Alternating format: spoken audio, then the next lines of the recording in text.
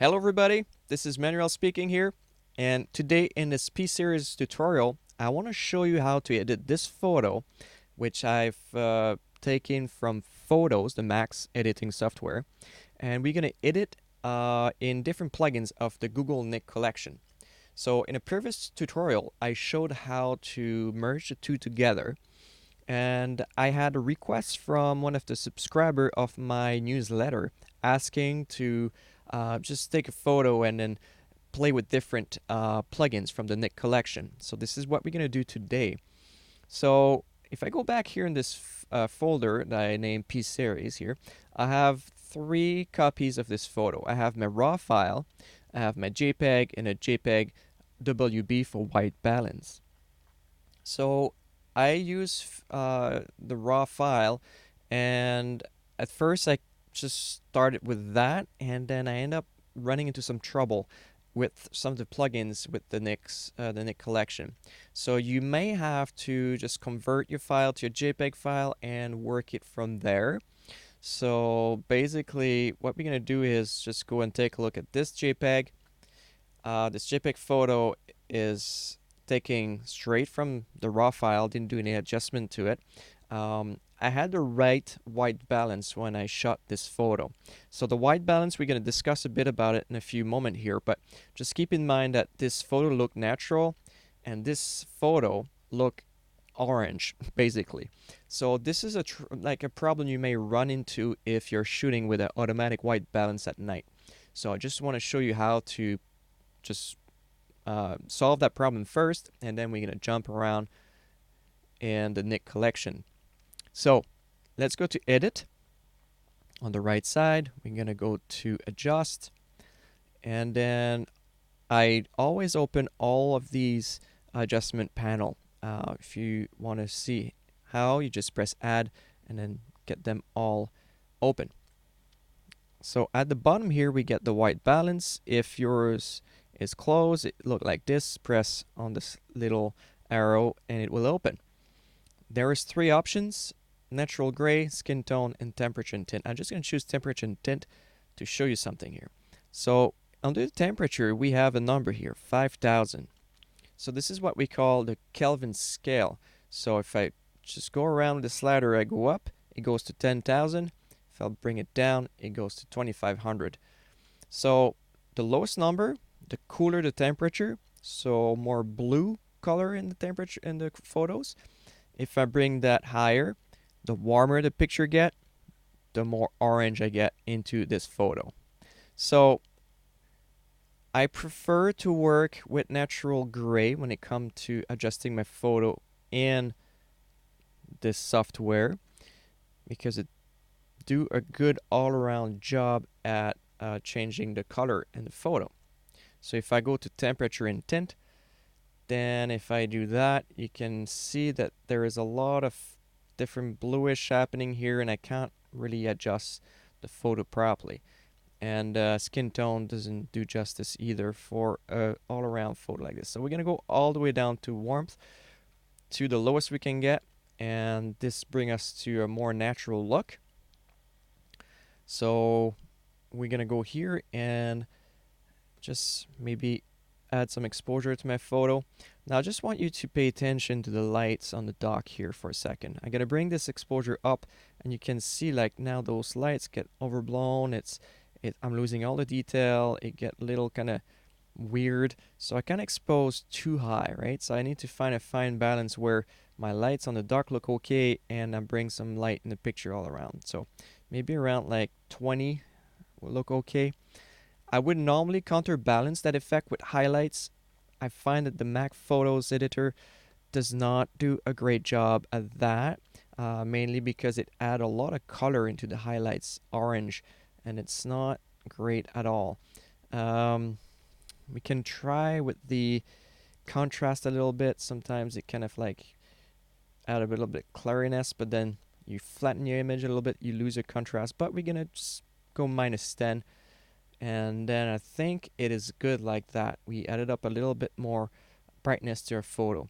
So once we're kind of happy with this adjustment, we're gonna go down, and then we're gonna start bring this photo to the external editors for photos. So if you're not familiar with this, if you don't have it, just go watch my previous video and you will see what you can do with this. First, I want to say that the photo you're looking at, it's blurry. It's just a little glimpse of what your photo is, so it's not going to be 100% what your photo is. It's degraded in actual details a little bit and whatnot.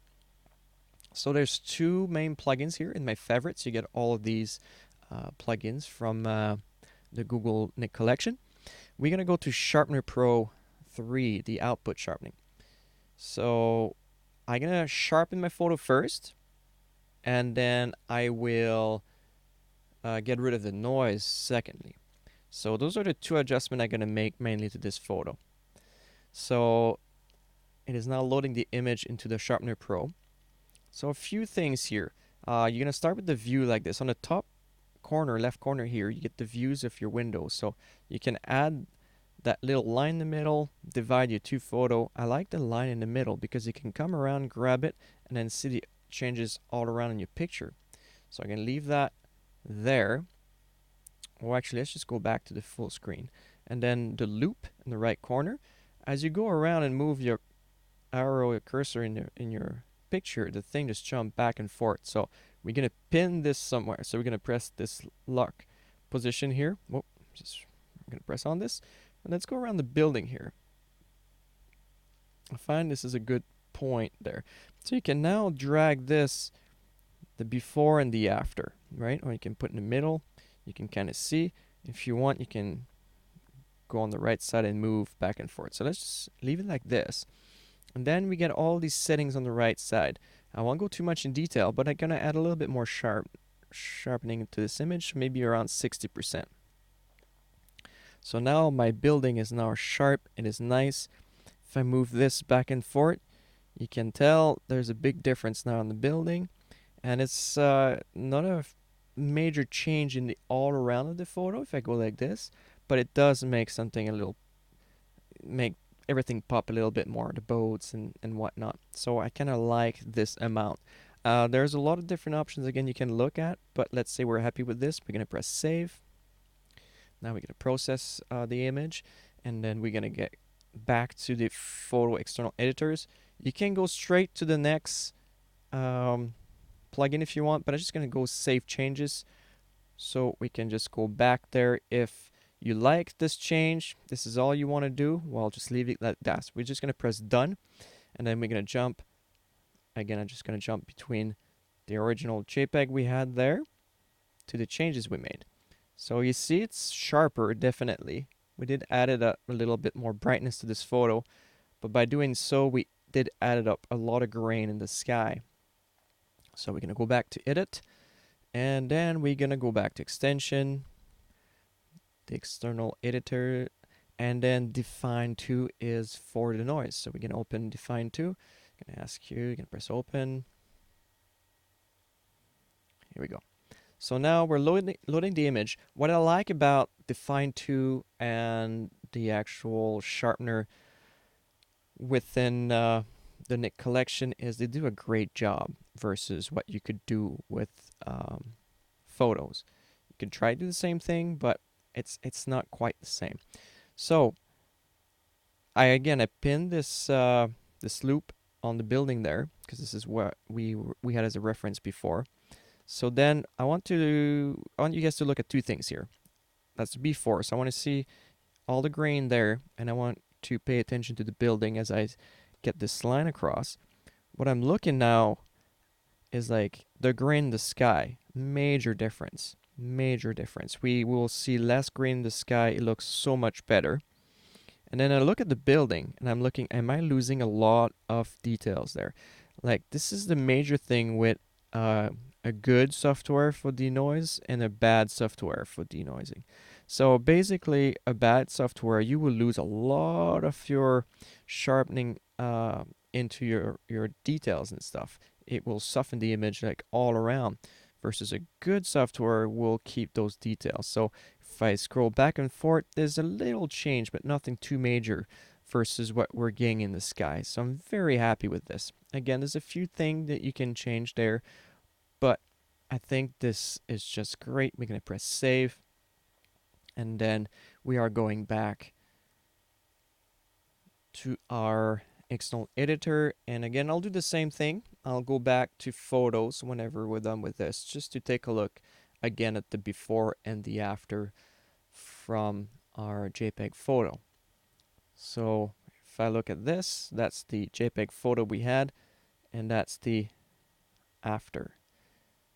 So if you take a look at the boats in the middle and the sky, and everything looks very nice, very smooth. So I'm happy with this photo. I think we did add up a little bit brightness. It's sharper now. Building looks sharp. We don't have the orange tint in there. We don't have too much gray in the sky. So I feel this is a great photo. What we can do, well, let's just jump back to this photo because nothing happened to this one. So I just want to show you something else we could do with the extension here. We're going to go back. So this is my straight JPEG picture, right?